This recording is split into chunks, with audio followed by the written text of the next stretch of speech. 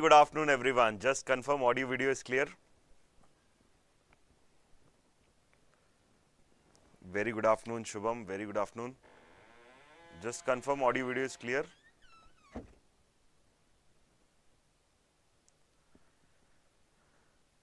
So welcome back to the YouTube platform of IMS Gate Academy. Myself Prateek Mishra, and we are conducting the Smart Revision series where we are revising the subject of strength of material.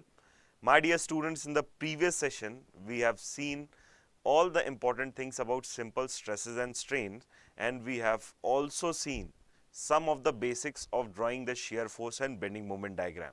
Today we will going to continue from there itself. But before starting this session, I would like to make few announcements. The first announcement is related to our Telegram group. If you want to have the session PDFs, if you want to have the session details, you can join our Telegram group. If you want to get regular notification updates of the various job vacancies that are released for PSUs, for other government examinations, again you can find that information in our Telegram group. We regularly post quiz in our Telegram group, so you can also enjoy that. So the link is given in the description box. Please check that link for the Telegram group. The next, my dear students, we at IMS Gate Academy, we provide you with 4 different types of program. First one is the online program, offline program, then we have the hybrid program, and then we have the self-learning program where we provide you with more than 800 hours of live teaching. Very good afternoon Ganesh. Where we provide you with 800 hours of live teaching with live interaction. So in case if you have any doubt while the class is going on, you can interact with our mentors. We provide you with theory and exercise book in which the questions are placed in level 1, level 2 and level 3 so that even you can analyze which level of preparation you are existing in. We provide you with the GATE question bank which contains 30 plus years of GATE question in which you will get the alternate solution, video solution, chapter overview and key points. One of the exclusive book of GATE question bank that we provide. Then we provide with 12 personalized one-to-one mentoring sessions. These will help you to stay oriented, stay focused throughout the entire journey of GATE preparation. We provide you with 130 plus online test which includes chapter test, subject test, multiple subject test, advanced subject test, full length mock test with the video solutions. So these are some of the key features of our IMS Gate Academy. With these words, I would like to start my session. My dear students, in the previous session, we were seeing this thermal stress just in case of flow. So this deformation along the width and height, the restriction is only along one direction. So deformation along width and height will be including the Poisson's effect of this thermal stress along x direction. So I have forgotten to include mu here. So here it will be multiplied by mu and here also it will be multiplied by mu. This is the Poisson's effect of the thermal stress along the width and this is your Poisson's effect along the height. Okay. So please keep one change in this that we discussed in the last session. Okay. Chalo. So we were discussing about the shear force and the bending moment diagram, and I have told you few things, few shortcuts how to draw the shear force and bending moment diagram. So I'll continue from there itself. Let me take one simply supported beam like this. This is my simply supported beam, and this simply supported beam is subjected to point loads. This simply supported beam is subjected to point load like this. This is my load number 1, W1. Then this is my load number 2, W2. Okay. Due to these two external loads, there will be support reaction. This is my support reaction V1 and this is my support reaction V2. I am not worrying about the values of support reaction. The basic discussion that we are having is how to get the figure of shear force and the bending moment diagram without any calculation. So for that, please remember, wherever point load is acting upward, you need to move up in the shear force diagram, and wherever your point load is acting downward, you need to move down in the shear force diagram. So if I have to draw the shear force diagram directly for this beam, the shear force diagram will be like this. If I have to draw the shear force diagram for this beam, the shear force diagram will be like this. This is my beam.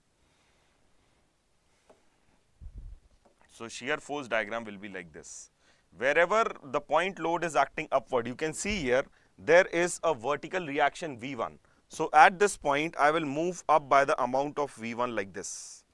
This is the V1 amount I have moved. Then from this point to this point, there is no external load. So shear force diagram will be constant.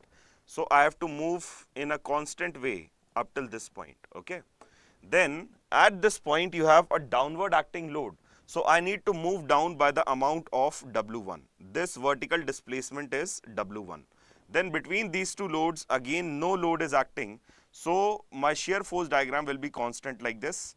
And at this point, since W1 is acting downward, so I need to again move down by the amount of W2. Sorry, W2 is acting downward, so I need to again move down by the amount of W2. Between these 2 points, again no load is acting, so my shear force diagram will be constant like this. And at this point, I need to move up by the amount of V2, okay. So just mark this. This vertical displacement is V1. This vertical displacement is W1. This vertical displacement is W2. And this vertical displacement is V2. And this is my shear force diagram, which is positive here and negative here. This is my shear force diagram, SFD, okay. So quickly you have drawn the shear force diagram without any calculation. Calculation is the secondary part, but you need to have the basic figure of drawing the shear force diagram. For the same beam, if I need to draw the bending moment diagram, I have told you that wherever point load will be acting, due to that point load, the bending moment diagram will be linear. If the point load is acting upward, very good afternoon, Rocky bhai. So if your point load is acting upward, so you need to move up in the bending moment diagram. If your point load is acting downward, then you need to move down in the bending moment diagram. So if I need to draw the bending moment diagram for this beam, it will be like this. This is my bending moment diagram for the beam. So you can see here, this V1 is acting upward. So between these 2 points, my bending moment diagram will move upward like this. My bending moment diagram will move upward like this, okay. My bending moment diagram will move upward like this. Then due to this load W1, there will be some change in the slope, right? And this slope will reduce. This is how the slope will reduce. Some slope will reduce like this. Some slope will reduce like this, okay. Some slope will reduce like this. Now due to this load W2, you will see that your bending moment diagram is moving like this, downwards, okay. So this is how your bending moment diagram can be drawn directly using the basics that we have seen in the last session. So this is your bending moment diagram and this will be positive. This is my BMD. So just by using the basics, you have drawn the shear force and the bending moment diagram quickly. Now let's see one more beam, and this time we will apply a UDL over that beam.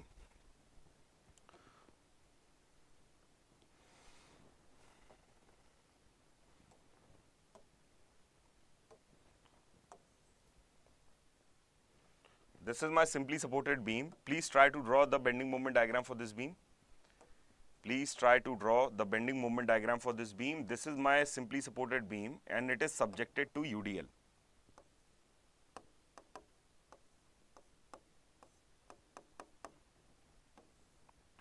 This is my simply supported beam. It is subjected to UDL over the first half.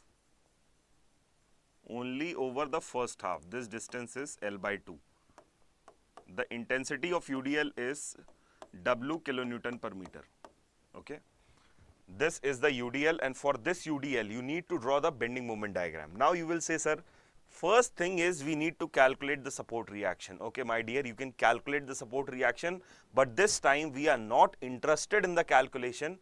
We are interested in directly drawing the shear force and the bending moment diagram using the basics. Okay, so one thing I know, that due to this UDL, there will be one support reaction V1 here and there will be one support reaction V2 here, okay.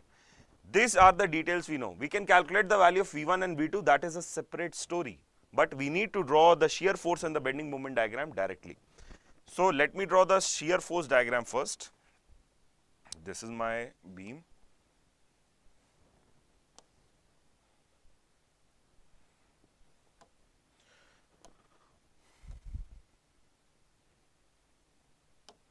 So at this point where V1 is acting, at this point where V1 is acting, you need to move up in the shear force diagram. You need to move up in the shear force diagram like this. You need to move up in the shear force diagram, right? And this vertical displacement that you are doing in the shear force diagram will be equal to V1, okay? Now from this point to this point, your UDL is acting downwards, okay? So since UDL is acting downwards, so in shear force diagram, you need to move linearly downwards. So over this span, you need to move linearly downwards like this. Over this span where UDL is acting, you need to move linearly downward like this. And from this point to this point, there is no load acting. Therefore, shear force diagram will be constant. My shear force diagram will be constant like this. Then at this point, you can see V2 is acting. So I need to move up by the amount of V2, and which closes my shear force diagram. So if I talk about the displacement, this displacement will be equal to V1. This vertical displacement due to UDL, this displacement will be equal to W into L by 2, which is the total load due to UDL, right? And this displacement, this last displacement will be equal to V2. You can see how confidently we are doing just by using the basics that we have seen in the previous session, okay? Directly we are drawing the shear force and the bending moment diagram. This will be positive, negative, and this is negative, and this is my shear force diagram SFD, okay? Now from this, I need to draw the bending moment diagram. So please remember, the degree of bending moment is 1 plus of the degree of shear force. In simple way, if you are seeing this as the vertical displacement in the shear force diagram, then bending moment diagram will be linear. If shear force diagram is linear, then bending moment diagram will be parabolic. If shear force diagram is constant, then your bending moment diagram will be varying linearly with 1 degree, okay? So let's draw the bending moment diagram for this beam. So bending moment diagram for this beam will be like this. It will be parabolic and then it will be constant. So from here to here, it will be parabolic, and then over this portion, since shear force diagram is constant, so your bending moment diagram will be varying linearly like this. It will be parabolic over this portion, and then over this portion it will be linear. And this is your bending moment diagram BMD, okay? Now you will say, sir, is there any short trick, or is there any other thing that I am not knowing that you are knowing and you are directly relating the shear force and bending moment diagram? So yes, there is one point. Please note this down, that if y is the deflection,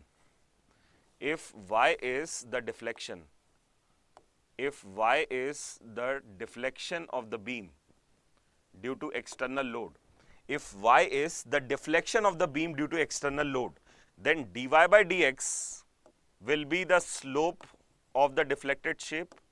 It will be equal to the slope of the deflected shape. Dy by dx will be equal to the slope of the deflected shape. If you again differentiate this, d2y by dx square, this represents the bending moment and it also represents the curvature. This is your bending moment. This is your bending moment. This is your bending moment. And this 1 by r, this represents the curvature of the deflected shape. This represents the curvature of the deflected shape.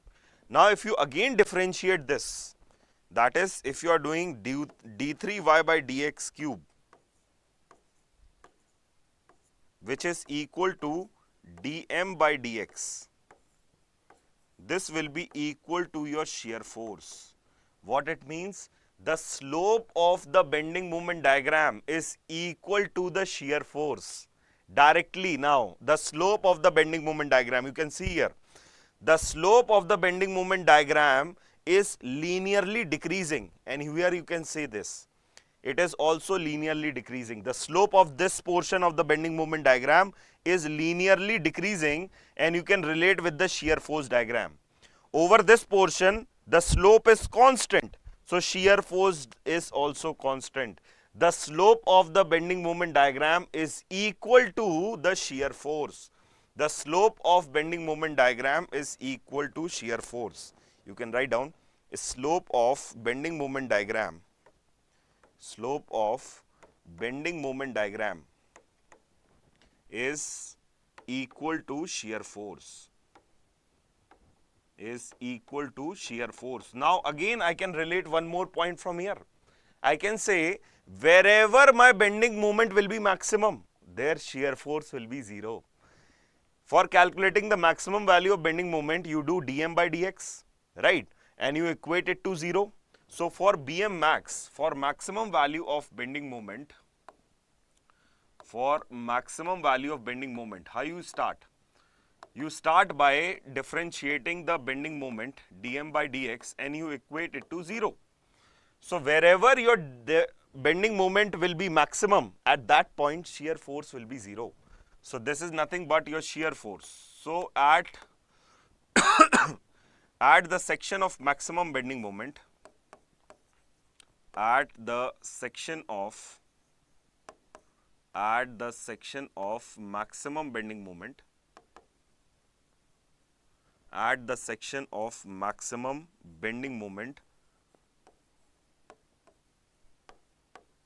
shear force is 0. Shear force is equal to 0. At the section of maximum bending moment, your shear force will be equal to 0, right?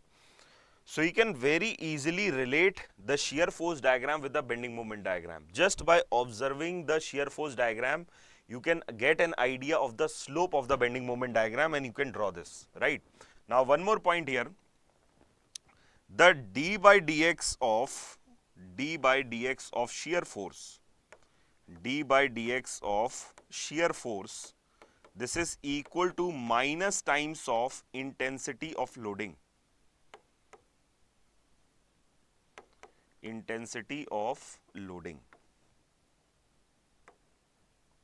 Or you can just relate, means you don't keep this minus sign. So d by dx of shear force is equals to intensity of loading. So all these things are very important if I talk about GATE examination, because the question which are framed from shear force diagram and bending moment diagram will utilize these concepts anywhere, okay? So you please be confident on these concepts. Now there is one point which is known as point of contraflexure. Most of the students, they have so much confusion about point of contraflexure. What is point of contraflexure? How we calculate this? So much confusion is there. So here is the thing. So point of contraflexure, also known as point of inflection. Now what is this? Point of contraflexure or point of inflection. Please observe this. Sir, can you solve free problems on this topic? For sure, Rocky bhai, we will going to do this.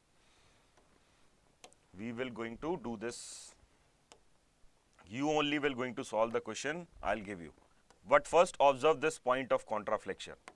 So this is my fixed beam like this. Right? And over this fixed beam, some external load is acting like this. This is my external load W1. This is my external load W2. Okay. This is my load W1 and this is load W2. Now you observe the deflected shape. Okay. For drawing the deflected shape, you need to keep two things in your mind. First one is, at these two fixed supports, your slope has to be 0. This is my point number 1. What is point number 1? At these two fixed supports, your slope has to be 0. And then you will draw the deflected shape of the beam, right? So if I keep the slope 0, the deflected shape of the beam will be like this. In order to keep slope 0, this will be my deflected shape of the beam. Now you can clearly observe this. Let me draw this properly. Observe this, right? Here what you are seeing in this portion of the deflected curve, it is convex upwards. This portion is convex, right? It is convex upwards. Now over this portion, what you are seeing? This portion This means this entire portion, what you are seeing, this is concave. This is concave.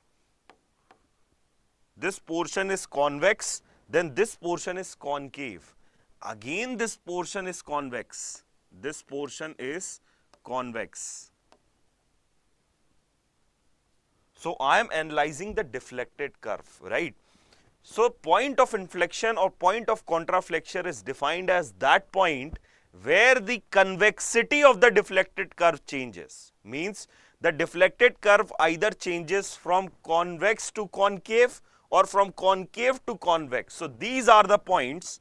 These are my points. This is my first point and this is my second point, where the convexity of the curve is changing. The curve is coming from turning from convex to concave or concave to convex. So these are my points of contraflexure. These are my points of contraflexure. Now, how to identify these points of contraflexure? So first of all, my dear students, this external load is causing the bending. This convex shape or the concave shape of the beam is because of the bending moment. Okay. So this concave shape is, this convex shape is similar to the hogging bending moment, right? And this portion is your sagging portion, which is caused by the sagging bending moment, right? Hogging is positive, hogging is negative. Hogging is caused by negative bending moment and sagging is caused by positive bending moment. Now from here only you can identify how to check the point of contraflexure. So point of contraflexures are those points where the sign of bending moment will change. Point of contraflexures will be those points where sign of bending moment will change.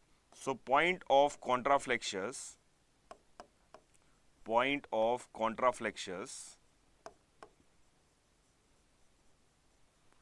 will be those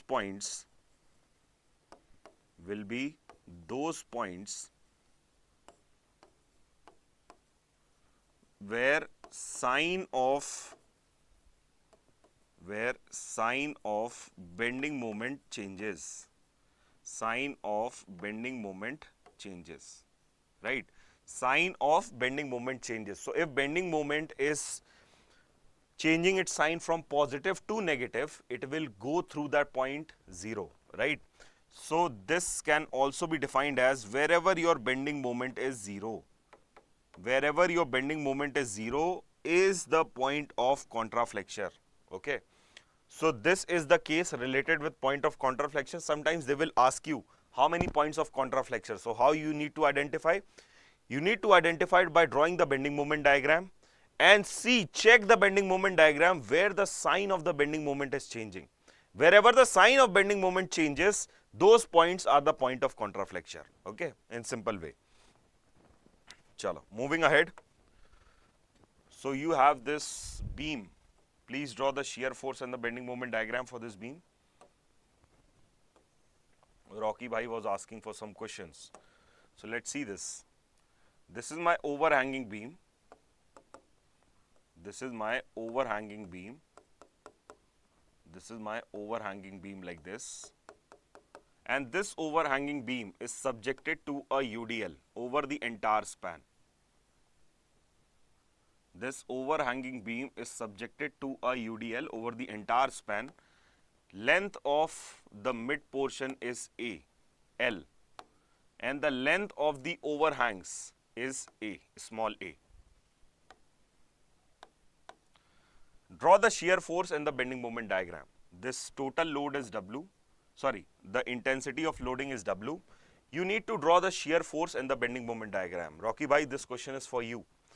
This is one of the question from which so many questions are already asked in GATE examination, ISRO, BARC, DRDO, ESC, PSUs, PSC. You name the exam, this question you will find everywhere.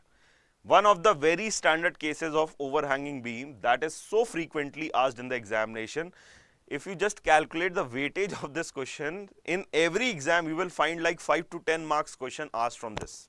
Okay, let's see.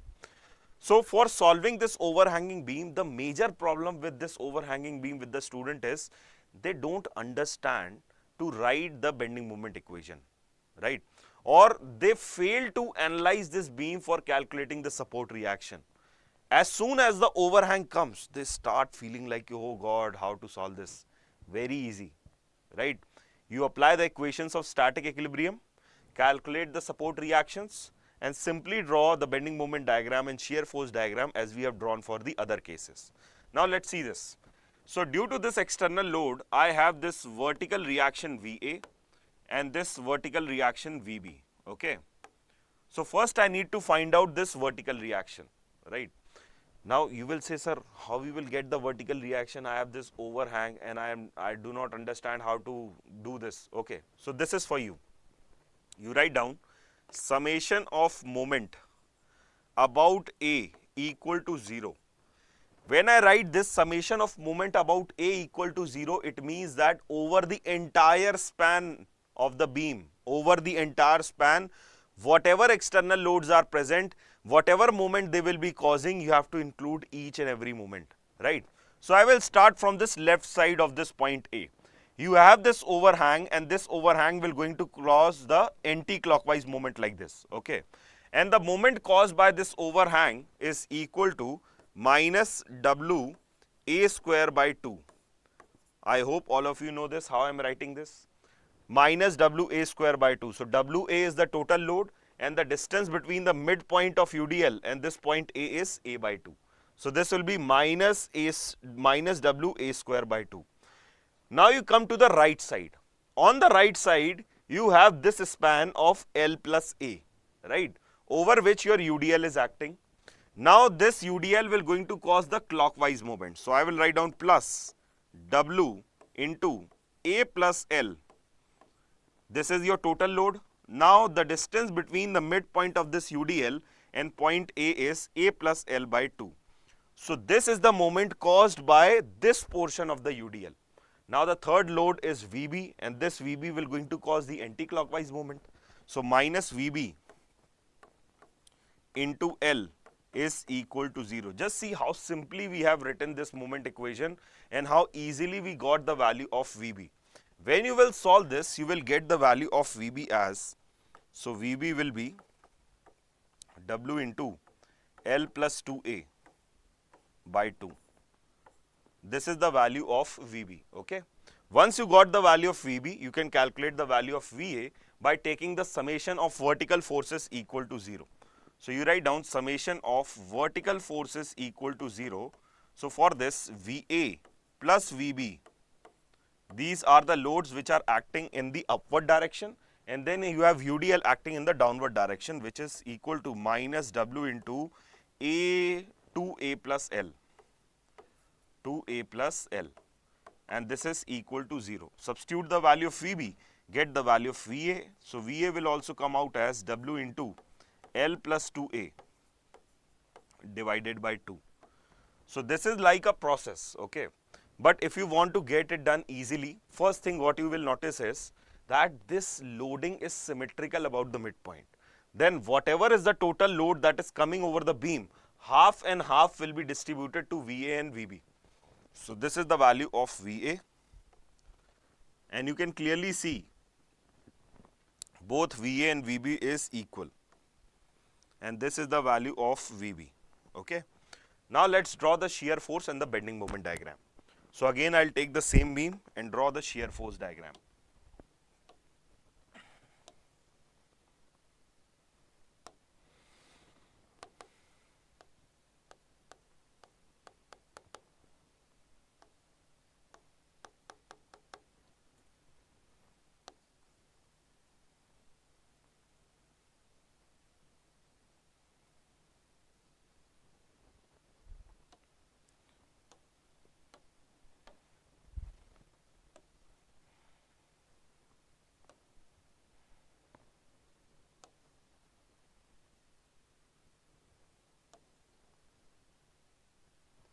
So wherever your UDL is acting over this portion, you need to move down due to UDL. And this UDL intensity is W kilonewton per meter. This is W kilonewton per meter, okay. Now for drawing the shear force diagram, you will start like this, okay. From C, this is point C, this is point A, this is B, and this is D, right. From C to A, you have only UDL, and this UDL is acting over this span of A.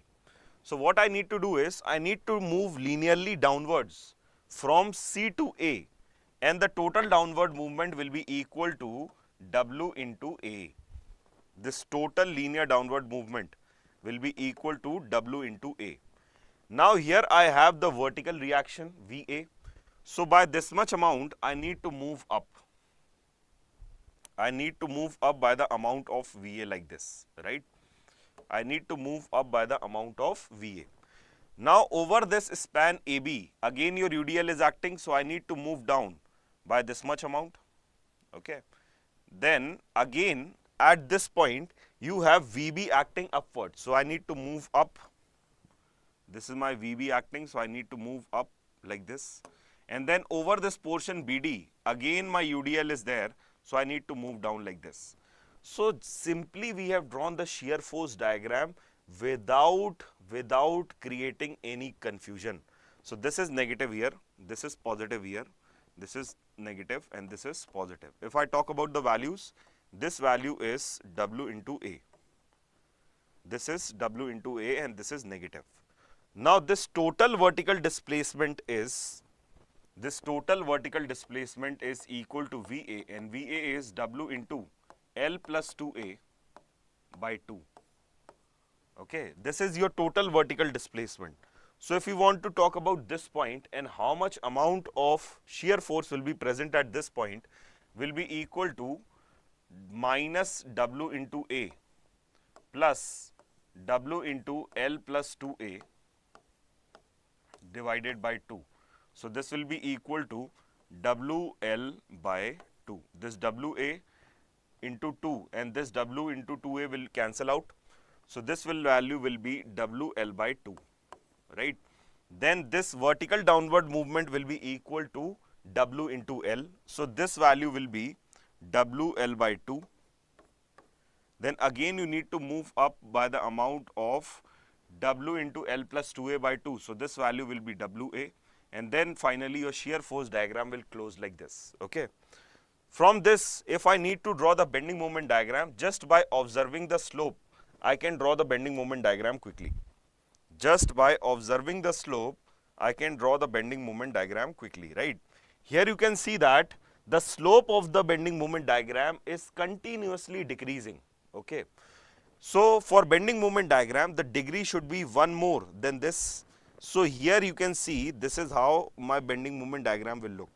The slope is continuously decreasing, right. Then here also your slope is continuously decreasing. It is positive here and then negative here, right. So if I draw the bending moment diagram directly, it will be parabolic like this and it will go like this, right. Then at this point, at this span, your shear force is decreasing, but it is positive. So again I will draw the shear force bending moment diagram like this. You can see here the slope is positive and slowly it is reducing to 0 value, right. So from the shear force diagram I have drawn the bending moment diagram. So this is my shear force diagram SFD and this will be my bending moment diagram BMD. This value is equal to minus WA square by 2.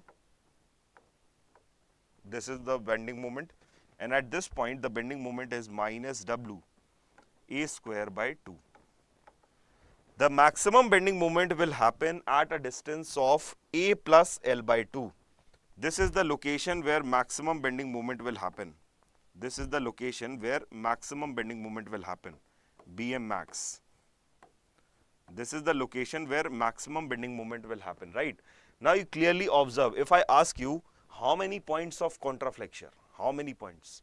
So you will say, sir, there is one point where the bending moment is changing its sign from negative to positive, and this is the other point where again the bending moment is changing its sign from positive to negative. So these two are your points of contraflexure. So for this overhanging beam, you have 2 points of contraflexure. One where bending moment is changing its sign from negative to positive, and in the other it is changing from positive to negative. So for this beam, 2 points of contraflexures are present. This beam has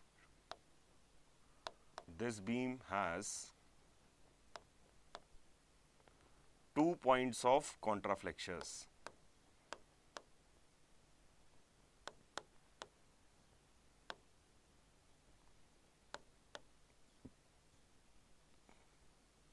This beam has 2 points of contraflexure. Now next, if you have to find out the value of maximum bending moment, just check.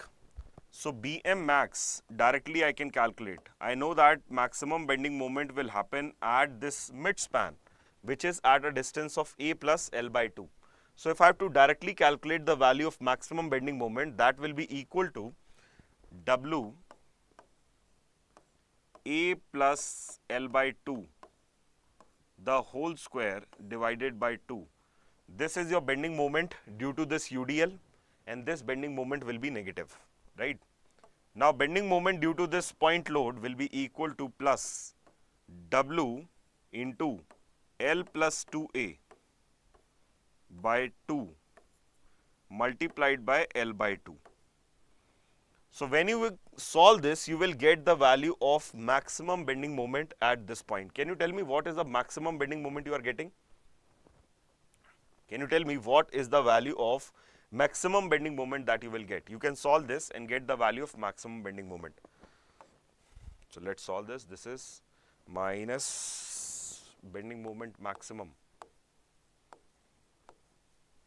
This is minus W into A plus L by 2, the whole square divided by 2. And then you have W plus W into L plus 2A, L plus 2A by 2 into L by 2. Okay. Please solve this. So this will be equal to minus W into L plus 2A, the whole square, and this will be 4 by 2, 8. So plus W into L into L plus 2A by 4, right? You can take out W L plus 2A by 4 common. So if you take out W L plus 2A by 4 common, L plus 2A by 4, if you take out this as common, you are left with, here you are left with L plus 2A with minus sign by 2, and here you are left with plus L. Please solve this. So this is equal to W into L plus 2A by 4 into, this will be minus L and this will be 2L. So this is equal to L minus 2A by 2, right? So when you will solve this, you will get the value of maximum bending moment, Bm max. We are getting a very, very important term, right? Bm max, this is equal to W by 8 into L square minus 4A square. This is the value of maximum bending moment that you will get at the midspan.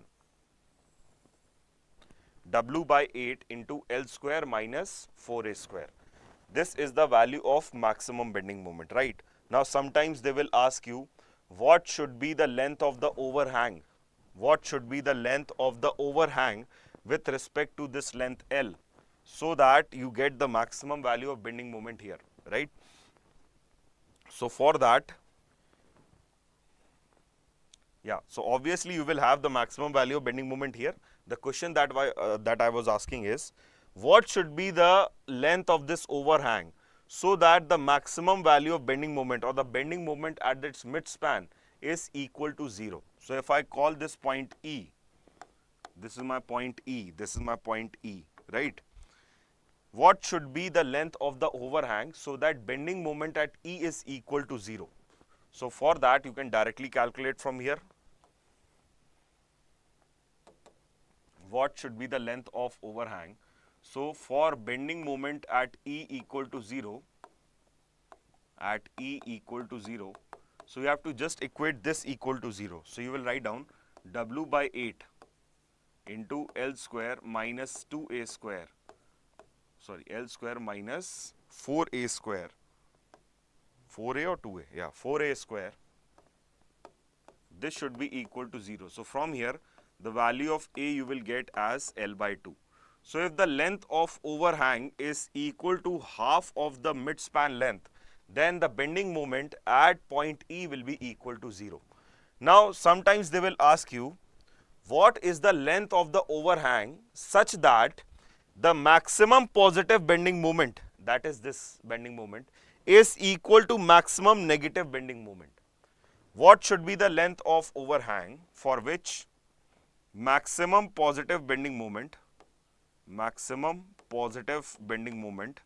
is equal to maximum negative bending moment? What should be the length of overhang such that maximum positive bending moment is equal to the maximum negative bending moment? So maximum positive bending moment is W by 8 into L square minus 4A square. This is your maximum positive bending moment. Maximum negative bending moment is WA square by 2, right? So from here you can calculate the length of overhang A.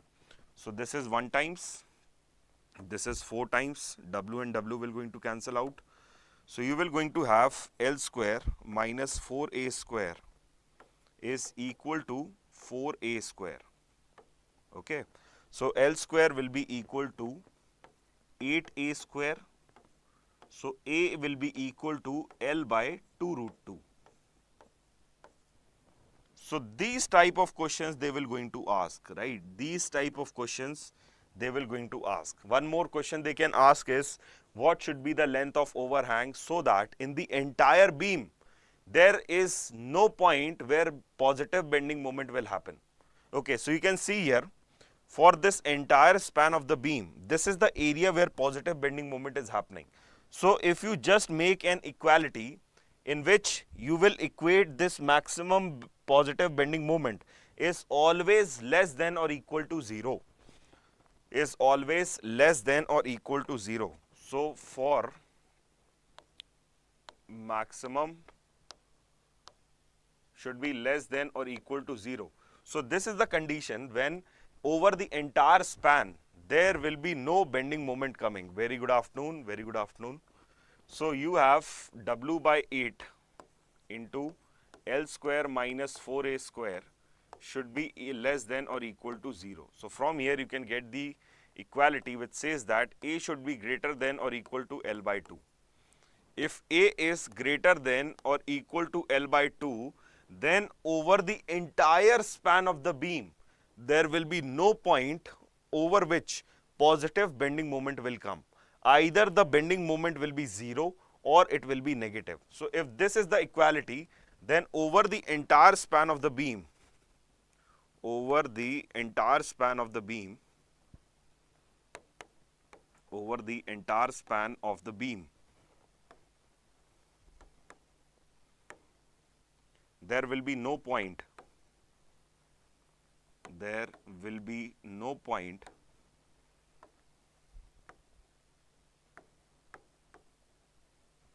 where positive bending moment will happen. Where positive bending moment will happen.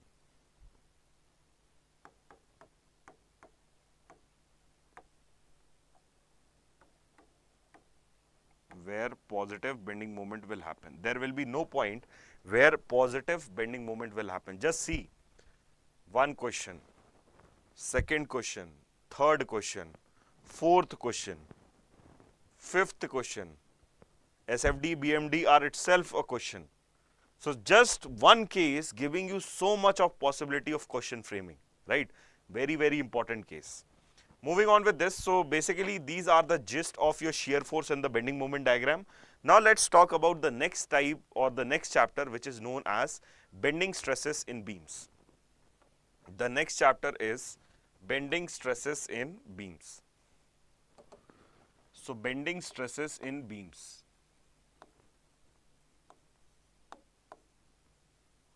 Bending stresses in beams. So as the name says, bending stresses in the beam will come because of your bending moment. This bending stresses in the beam will happen because of the bending moment. It will happen because of the bending moment. Bending stresses are normal stresses. These are normal stresses, means they will always act perpendicular to the cross section. Bending stresses are normal stresses. They will always act perpendicular to the cross section. Tensile stresses are positive and compressive stresses are negative. Compressive stresses are negative, right? Now, if this is my cross section, the width of the cross section is B and depth of the cross section is D. First of all, you need to find out the depth of neutral axis. Depth of neutral axis is nothing but the CG of the cross section. Depth of neutral axis is nothing but the CG of the cross section, right? Depth of neutral axis is nothing but the CG of the cross section. This is my cross section. So the CG of the cross section will be depth of neutral axis. So this is my neutral axis, which is the CG of cross section. See here. This is my neutral axis, which is the CG of cross section. Now, what is one thing that we should remember about neutral axis? At neutral axis, there will be no strain that will come over the fiber. So whichever fiber is present at the neutral axis, neither it will go tension, neither it will go compression. Okay. So the fiber at the neutral axis does not deform. Bending stress at neutral axis is equal to 0. Your bending stresses vary linearly because your strains are varying linearly of the cross section. You might have seen this while deriving the expression for bending stresses. Since the strain is varying linearly, you have this assumption that the plane section remains plane after bending. So due to bending, this change shape of the plane giving you the linear deformation or the linear strain. Due to the linear strain along the cross section, across the cross section, we are getting linear stress distribution. And the stress distribution for this cross section will be triangular like this. It will be triangular like this. This is my bending stress distribution. This is my bending stress distribution like this.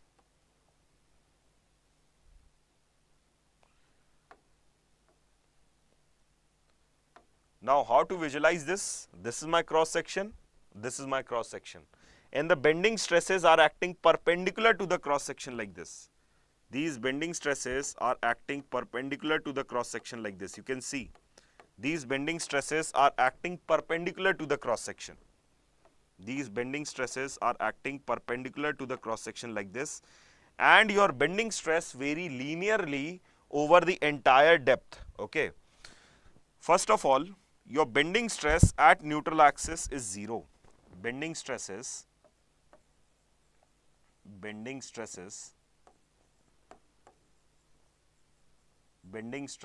sigma at neutral axis is 0. Sigma maximum you will get at the extreme fiber. Maximum value of bending stresses is at the extreme fibers.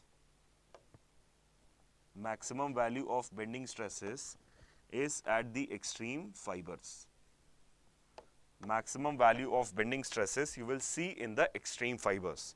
Now, if you want to calculate the value of bending stress at some distance y from the neutral axis, if you want to calculate the value of bending stress on this fiber, which is situated at some distance y from the neutral axis, so this value of sigma can be calculated using the bending equation. So equation of pure bending is used to find out the value of bending stress over the fiber which is situated at some distance y from the neutral axis. So next is your bending stress, bending equation of pure bending. Equation of pure bending.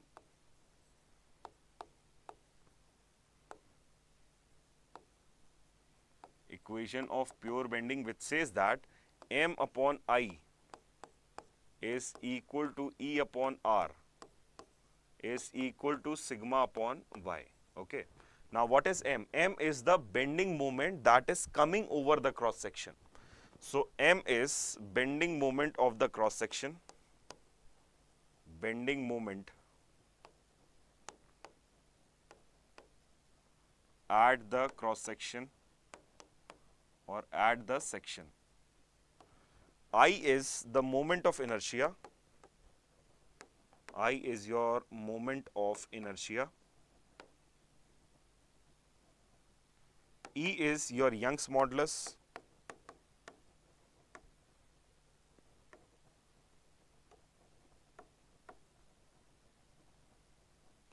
R is radius of curvature.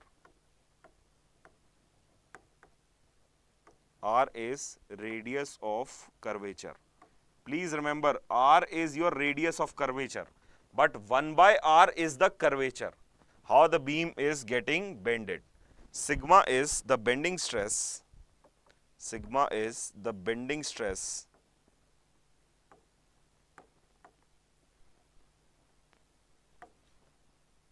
on the fiber,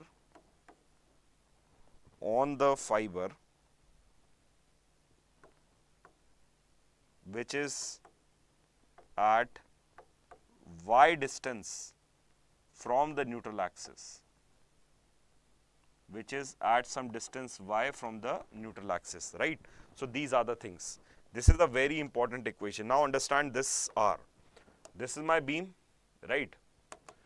And this is my simply supported beam like this. And this simply supported beam is acted upon by the external load. These are the external load, right? And these external load will try to bend the beam. So beam will going to bend like this. The beam bends like this. This is the deflected shape of the beam. This is how your beam will going to bend.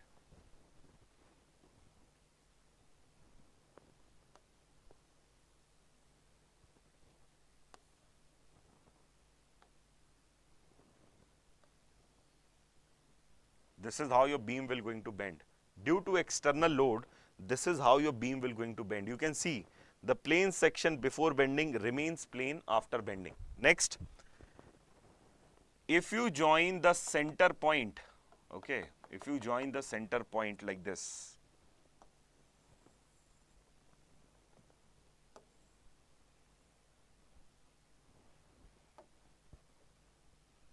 if you join this center point,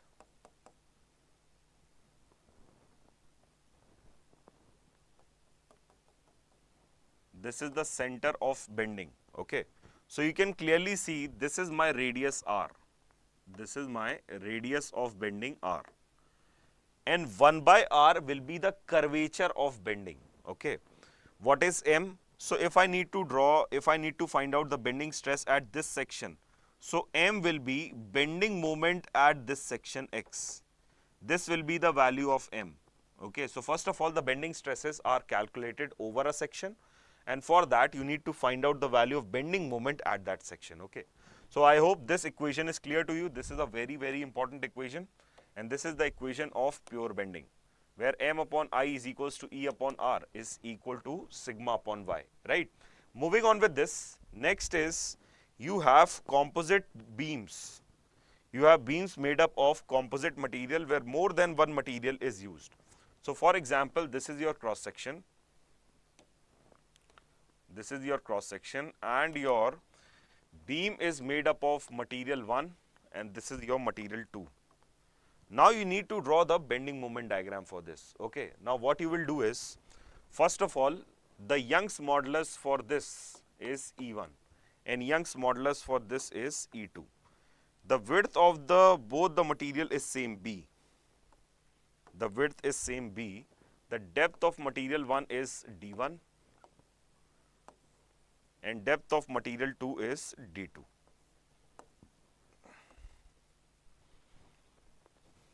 Okay. First of all, whichever E value is more, you need to identify that. And after identifying that, you will calculate modular ratio M. You will calculate modular ratio M. You will calculate modular ratio M. This modular ratio M is the ratio of the Young's modulus E1 by E2. And E1 will always be that material which has more value of Young's modulus. So this is easy, this is not compulsory. Just to make things easy, we take E1 which is having more value. So I'll make sure that E1 is greater than E2. E1 is greater than E2. Now since this is a cross section which is made up of two different materials, so what you will do is, whichever material is weak, you need to draw the equivalent section. So from this you will draw the equivalent section. So if I draw the equivalent section for corresponding to this material 2, so what I will do is, I will multiply this width of material 1 with this modular ratio M. So the equivalent section of material 2 will be like this. This is the equivalent section of material 2. This is my equivalent section of material 2. Here the width will be M into B. For the first material, the width will be M into B. I have just converted this material 1 into material 2. And this is my equivalent section. Here the width is B. So when you have this section like this, the first thing is you will find out the depth of neutral axis. Say you have found the depth of neutral axis like this. This is my depth of neutral axis. And again I am telling you what is the depth of neutral axis. So neutral axis will always pass through the CG of the cross section. Neutral axis will always pass through CG of the cross section. So this is the CG of the cross section. By taking the first moment of the area about any extreme fiber, you can calculate the depth of the neutral axis. So after calculating the depth of neutral axis, what you will do, since this entire thing is made up of material 2. So what you do is you simply draw first a strain distribution. This is how you draw the strain distribution.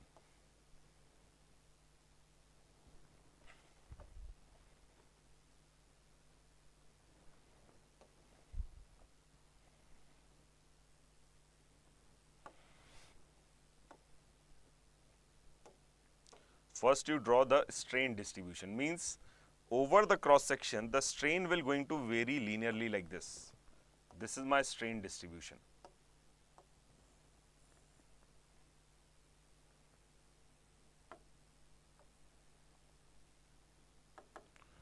This is my strain distribution, strain distribution.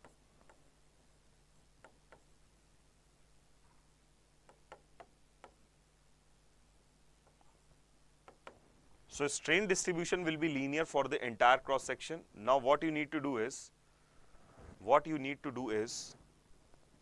starting from this fiber, since this topmost fiber is made up of material 1, right? So the amount of stress required to cause this strain of epsilon 1, the amount of stress required to cause this strain of epsilon 1, this can be calculated by multiplying this strain with the Young's modulus of material 1.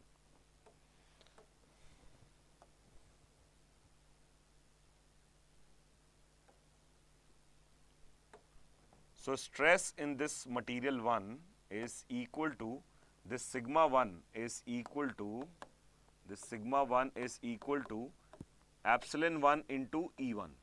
This is your stress in material 1, right? Now up to the depth where material 1 is there, you keep varying this linearly. This stress distribution will be varying linearly from this fiber till the fiber where your material 1 is present.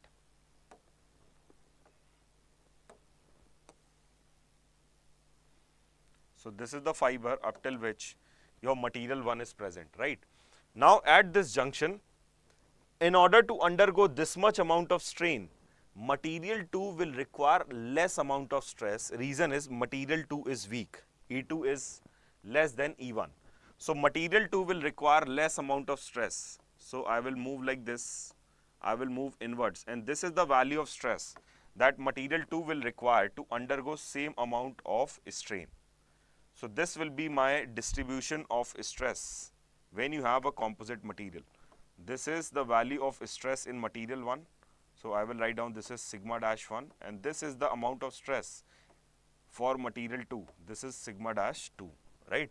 And this is how your bending stress distribution will vary.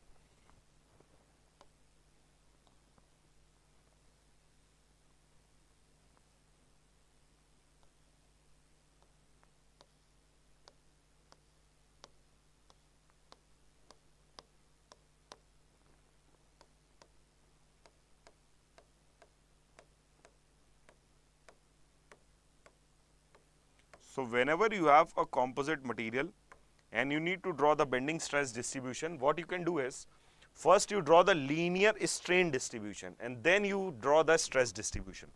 So this is your stress distribution for material 2. Sorry, this is your stress distribution, bending stress distribution.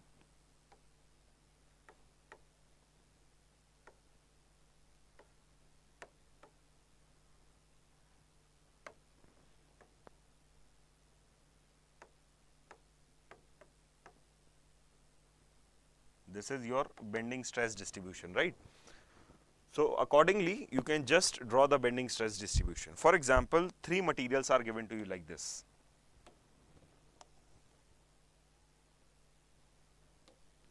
This is my material 1 and this is my material 2.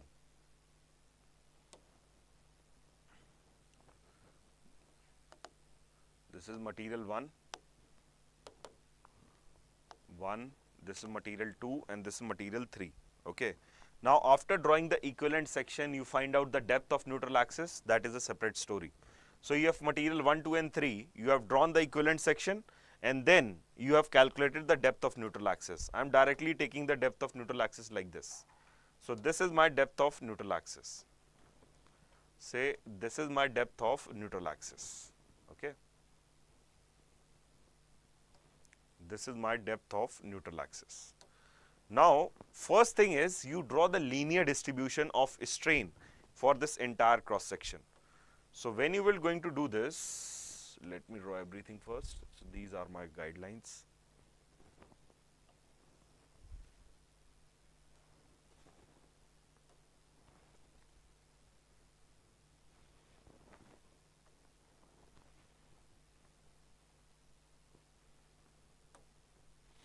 So first you draw the linear distribution of strain.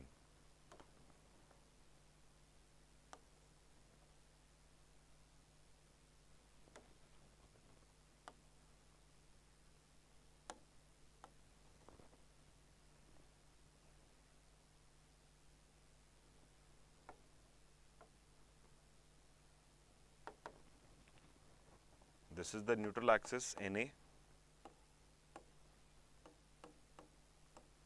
And this is my strain distribution. Now using this strain distribution, I will draw the stress distribution, right? First of all, I'll start with this material 1. So what is the order I should take? E1 is less than E2, which is less than E3. This is the order, right? E1 is less than E2 is less than E3. Now from this strain distribution, I will draw the stress distribution. Check this.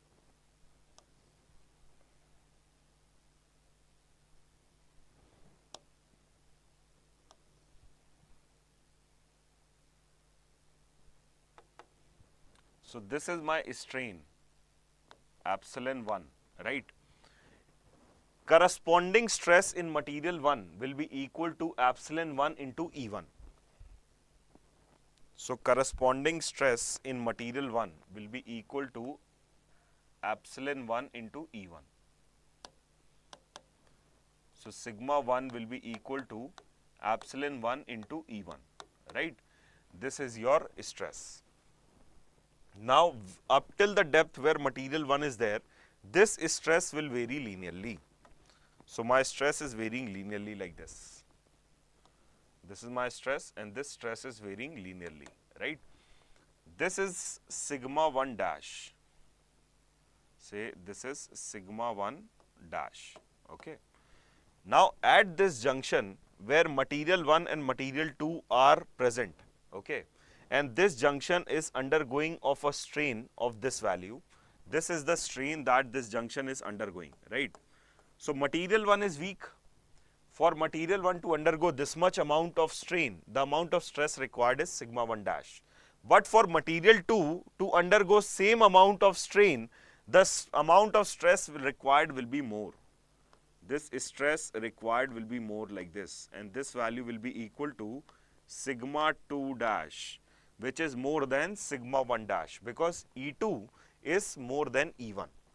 Now for material 2, you draw the linear distribution like this. From here till here, you draw the linear distribution like this. Okay, I should change this.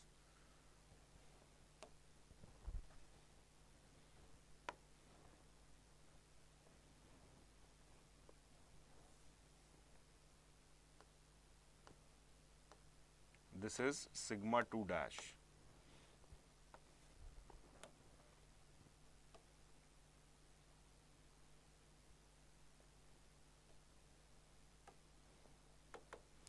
Now at this junction where material 2 and material 3 are present, they are undergoing this amount of strain, this much amount of strain they are undergoing, right? So in order to cause this much amount of strain in material 2, the amount of stress required is sigma 2 double dash, sigma 2 double dash. But to cause same amount of strain, material 3 will require more stress. Material 3 will require more stress. So this is the amount of stress that is present in material 3. This is the amount of stress, sigma 3 double dash. This is the amount of stress which will be required by material 3 to undergo same amount of strain, right? So from here you will draw the stress distribution for material 3, and it will go like this. From here it will go linearly like this.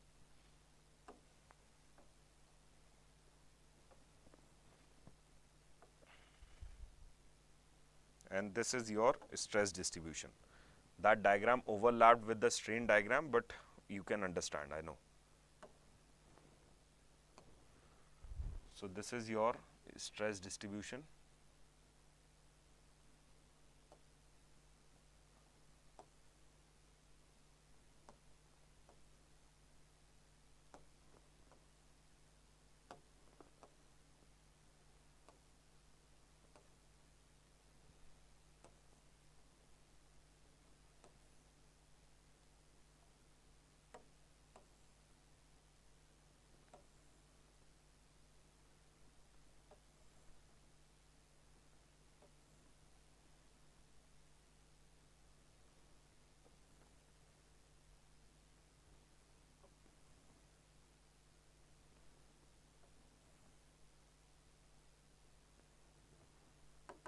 So this is your bending stress distribution for the beam.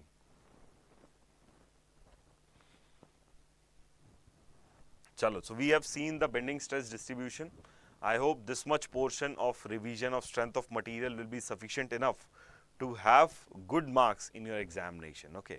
So this is all for this session. I wish you all the best for GATE exam. Do well. And before leaving, I would again like to make this announcement that if you want to get this lecture PDF, you can join our Telegram group. The link is again provided you in the description box. If you want to have regular PSU job notification updates, again you can find in our Telegram group. Last thing is, we at IMS GATE Academy, we provide you with all these things. We provide you with 800 hours of live teaching in online, offline, hybrid mode, and also in the self-learning mode. We provide you with theory and exercise book. We provide you with 12 personalized one-to-one mentoring sessions along with the test series and GATE question bank. Our GATE question bank contains 30 plus years of GATE questions, and our test series contains 130 plus subject test, chapter test, advanced subject test, multiple subject test, and full length mock test. So by these words, I'll take your leave, and I wish you all the best for the upcoming GATE 24 examination. Thank you so much.